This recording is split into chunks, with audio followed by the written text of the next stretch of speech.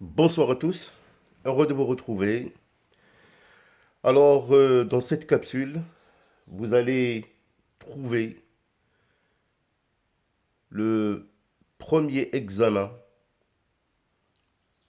dans le chapitre de la consommation de la matière organique et le flux d'énergie. Je vais vous lire l'énoncé de l'exercice.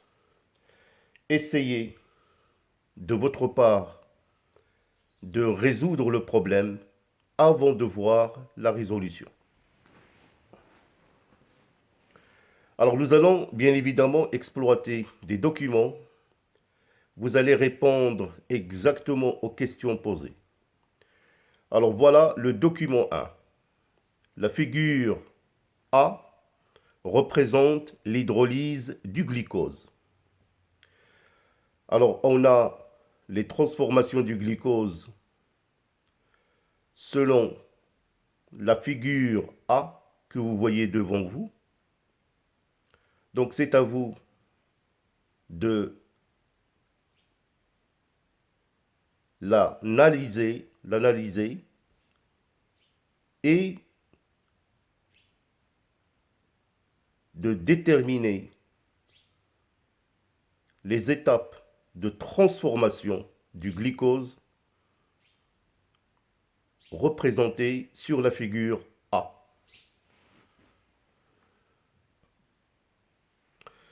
Question. En exploitant le document 1, définir l'hydrolyse du glucose. Donner la formule brute du glucose. Donner la réaction de la phosphorylation de l'ADP.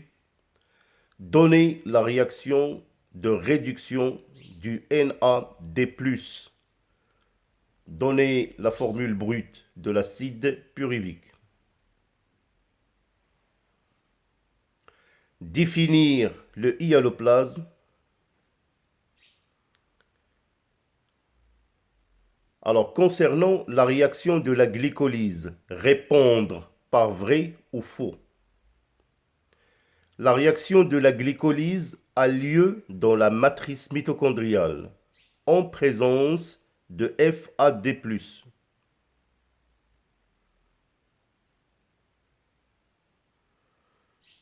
3. En présence d'oxygène. 4. Le bilan énergétique 2 ATP et 3 transporteurs NADH H+. 5. Le bilan énergétique 4 ATP et 2 transporteurs NADH H+. 6. A lieu dans le hyaloplasme. 7. En absence d'oxygène. Donc il suffit seulement de répondre par vrai ou faux. Établir la réaction de la glycolyse. Alors la réaction suivante du document 1, c'est-à-dire le glucose se transforme en acide lactique plus énergie. Donnez le nom du phénomène qui permet la transformation du glucose en acide lactique et donnez sa définition. Réécrire la réaction bilan de ce phénomène. Définir la mitochondrie. Faites un schéma légendé et un titre convenable. Définir la respiration cellulaire. Établir la réaction bilan. Établir la réaction commune entre la fermentation lactique et la respiration cellulaire.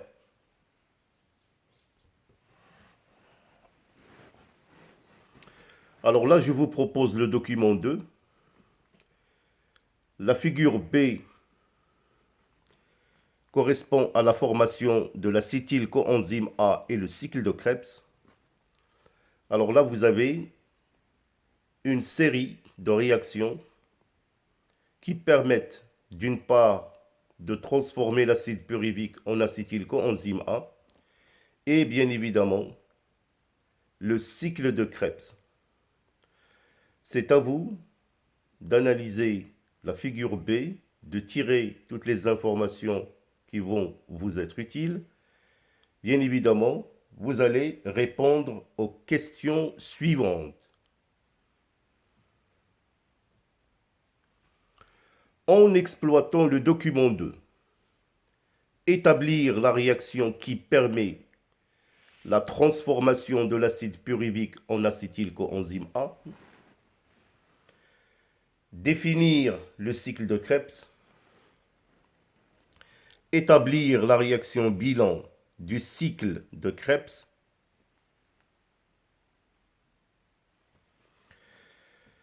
établir le bilan de la dégradation d'une mole de glucose depuis la glycolyse jusqu'au cycle de Krebs dans la matrice mitochondriale, répondre par vrai ou faux. Petit 1. La transformation de l'acide pyruvique en acétylcoenzyme A consomme de l'ATP.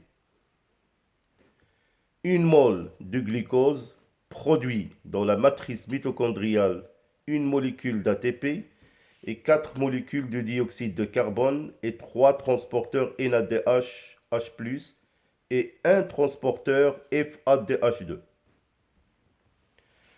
3. La formation de l'acétylcoenzyme A et les réactions du cycle de Krebs nécessitent l'oxygène. Alors, je vous propose le document 3. La figure C représente la phosphorylation oxydative. Alors, donc, vous avez le schéma devant vous avec toutes les informations que vous deviez, bien évidemment, analyser pour répondre aux questions proposées.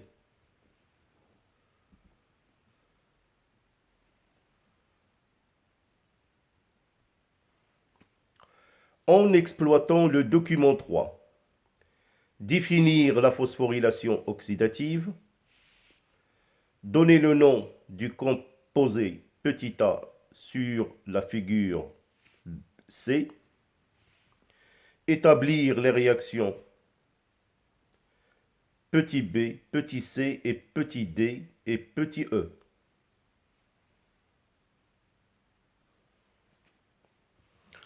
Alors voilà l'énoncé de ce premier contrôle qui va bien évidemment vous permettre d'améliorer vos compétences concernant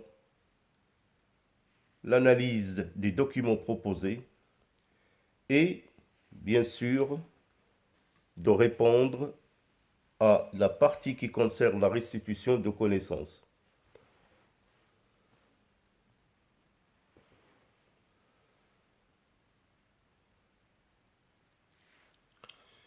Alors donc, nous allons passer à la correction. Donc voilà le document 1. Donc on peut parfaitement voir le glucose qui subit un ensemble de transformations pour former deux acides pyruviques avec la formation de deux transporteurs NADH, H+, et 2 ATP.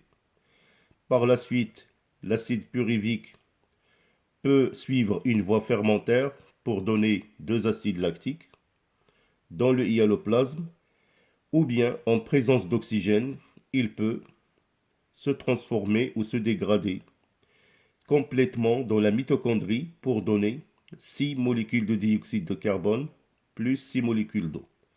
Alors nous allons maintenant répondre à la question demandée. Alors la première question, définir l'hydrolyse du glucose. Alors comme vous pouvez le remarquer, on peut parler aussi d'hydrolyse ou bien de la glycolyse, c'est la même chose. Alors la glycolyse ou bien l'hydrolyse, c'est une série de réactions métaboliques qui a lieu dans le hyaloplasme en absence d'oxygène, au cours desquelles le glucose subit des réactions d'oxydoréduction catalysées par des enzymes spécifiques. Il en résulte la formation de deux acides pyruviques, deux ATP et deux transporteurs du genre NADH, H+. Donc voilà la définition de l'hydrolyse ou la glycolyse. La deuxième question, donnez la formule brute du glucose, bien évidemment. Alors la formule brute du glucose, c'est le C6H12O6. Alors par la suite, la réaction de la phosphorylation de l'ADP. Alors cette réaction, c'est ADP, adénosine diphosphate, plus le phosphore inorganique, le PI, qui donne l'ATP, adénosine triphosphate. Alors par la suite, la réaction de réduction du transporteur, le NAD+, c'est le NAD+, plus 2 protons H+, plus 2 électrons, donne le NADH, H+. Alors, la formule brute de l'acide pyruvique, c'est le CH3COCOH. Alors, définition du hyaloplasme. L'hyaloplasme, c'est une partie du cytoplasme où il n'y a pas d'organites. Alors par la suite, la réaction de la glycolyse, la réaction bilan, c'est on part de 1 mol du glucose, C6H12O6, on obtient deux acides pyruviques avec la formation de 2 ATP et 2 NADH, H+. Donc voilà la réaction bilan de la glycolyse. Alors, pour la réaction de la glycolyse, répondre par vrai ou faux. Il a lieu dans la matrice mitochondriale, bien évidemment, c'est faux. 2. En présence de FAD+, c'est faux. 3. En présence d'oxygène, c'est faux. 4. Le bilan énergétique 2 ATP et 3 NADH, H+, comme vous pouvez le voir, c'est faux. Le 4, donc le 4 c'est faux. Le 5, le bilan énergétique 4 ATP et 2 NADH, H+, le 5 c'est faux. Le 6 a lieu dans le hyaloplasme, bien évidemment, c'est vrai. En absence d'oxygène, c'est vrai.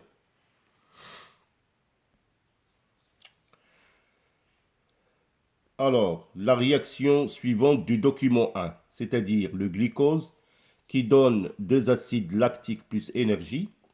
Donnez le nom du phénomène qui permet la transformation du glucose en acide lactique et sa définition. Réécrire la réaction de ce phénomène. Alors la réaction est la suivante. Donc le glucose donne deux acides lactiques plus énergie. Donc vous allez voir la réaction de la glycolyse est la suivante. Donc c'est celle-là. Donc vous l'avez déjà. Alors, il s'agit du phénomène fermentation lactique. Alors, définition de la fermentation lactique, c'est une dégradation partielle du glucose en absence d'oxygène par une série de réactions métaboliques catalysées par des enzymes spécifiques. Il en résulte deux acides lactiques plus deux ATP.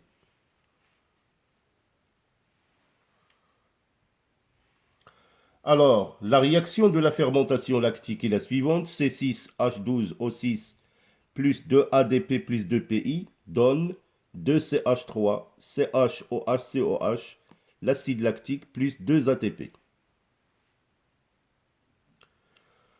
Alors, la question suivante, donner la définition de la mitochondrie et faire un schéma.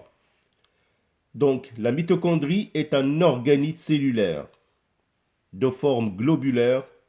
Il est le siège de réaction d'oxydoréduction responsable de la production d'ATP. c'est le centre énergétique de la cellule.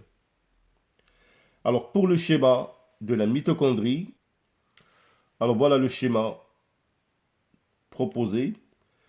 Donc nous allons annoter ou légender la membrane externe, l'espace intermembranaire, la membrane interne, la matrice. On remarque que au sein de la matrice mitochondriale, il y a un filament d'ADN et bien évidemment une crête. Donc c'est le schéma d'une mitochondrie.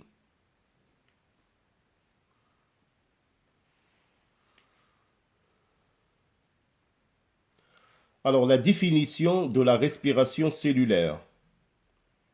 La respiration cellulaire est un phénomène métabolique au cours duquel le glucose subit une dégradation totale en présence d'oxygène par une série de réactions métaboliques catalysées par des enzymes spécifiques. Il en résulte la formation de 38 ATP, parfois on parle de 36 ATP, et du dioxyde de carbone et de l'eau.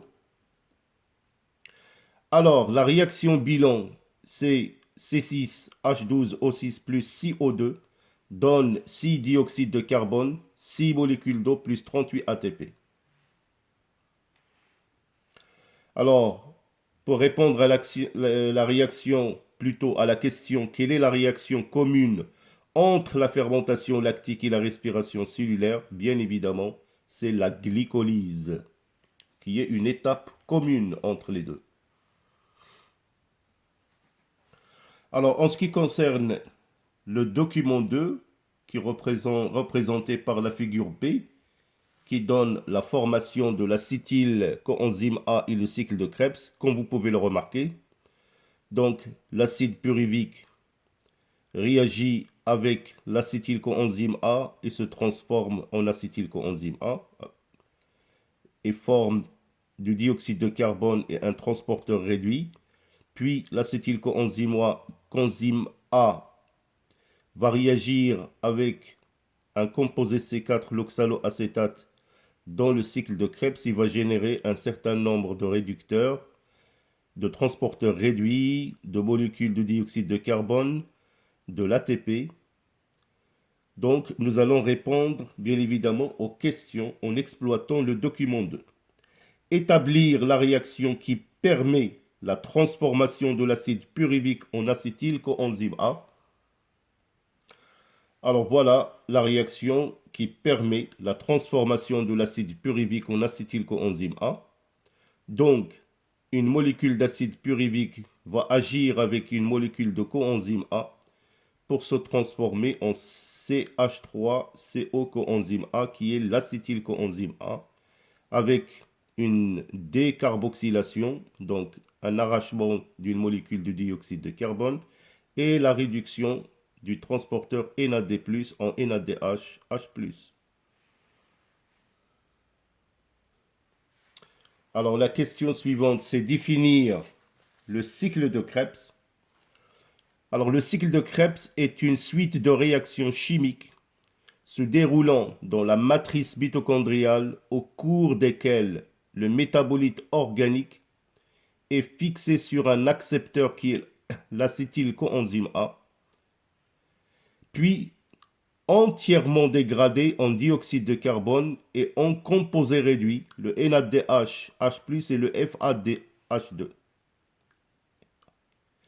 L'accepteur étant finalement régénéré, qui est le coenzyme A. Alors la réaction bilan est la suivante.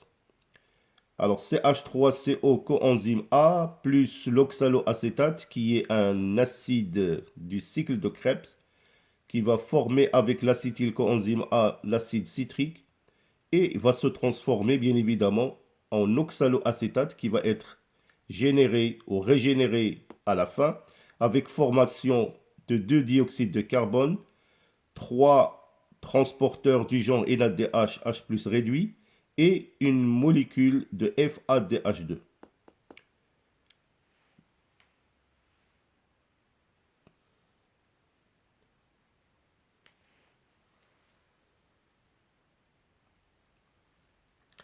Alors, le bilan de la dégradation d'une mole de glucose. Alors, vous avez, pendant la glycolyse, on a formation de 2 ATP plus de NADH, H+. Dans la matrice mitochondriale, on a 6 dioxyde de carbone, 8 transporteurs NADH, H+, 2 FADH2 et 2 ATP. Comme vous le savez, dans la matrice mitochondriale, on assiste à la dégradation de 2 molécules d'acide pyruvique. Alors, répondre par vrai ou faux. La transformation de l'acide pyruvique en acétylcoenzyme A consomme de l'ATP. Bien évidemment, c'est faux. 2. Une mole de glucose produit dans la matrice mitochondriale une molécule d'ATP et 4 du dioxyde de carbone et 3 NADH, H+, et une molécule FADH2. C'est faux aussi. Pour le 3, la formation de l'acétylcoenzyme A et les réactions du cycle de Krebs nécessitent de l'oxygène. Bien évidemment, c'est faux. Alors, concernant le document 3, représenté par la figure C, qui représente la phosphorylation oxydative. Alors donc là, vous avez une crête mitochondriale. À son niveau, bien évidemment, il y a des processus métaboliques. Comme vous pouvez voir, la réoxydation des transporteurs, le transfert des électrons par la chaîne respiratoire, le gradient de protons H+ dans l'espace intermembranaire qui est favorisé par le passage des protons de la matrice vers cet espace intermembranaire. Là, vous assistez bien évidemment à la réduction de l'oxygène qui est l'accepteur final des électrons et qui se transforme en eau. Et bien évidemment, le passage des protons par les sphères pédonculées qui favorise la phosphorylation de l'ADP plus PI pour former de l'ATP. Alors nous allons répondre bien évidemment aux questions en exploitant le document 3, définir la phosphorylation oxydative, donner le nom du composé petit a, établir les réactions petit b, petit c et petit d et petit e. Alors, définition de la phosphorylation oxydative. C'est la formation de l'ATP au niveau de la chaîne respiratoire grâce à l'énergie produite par le transfert des électrons du substrat vers le dioxygène et le flux de protons. Alors, pour le composé petit a, bien évidemment, c'est les sphères pédonculées ou l'ATP synthase. Alors, les réactions, donc la réaction petit b, c'est l'oxydation du transporteur NADH, H+, en NAD+. Les électrons sont transférés à travers la chaîne respiratoire. Les protons H+ sont transférés dans l'espace intermembranaire. Alors pour la réaction C, c'est l'oxydation du transporteur FADH2 qui libère ses électrons dans la chaîne respiratoire et H+ dans la matrice pour donner le FAD+.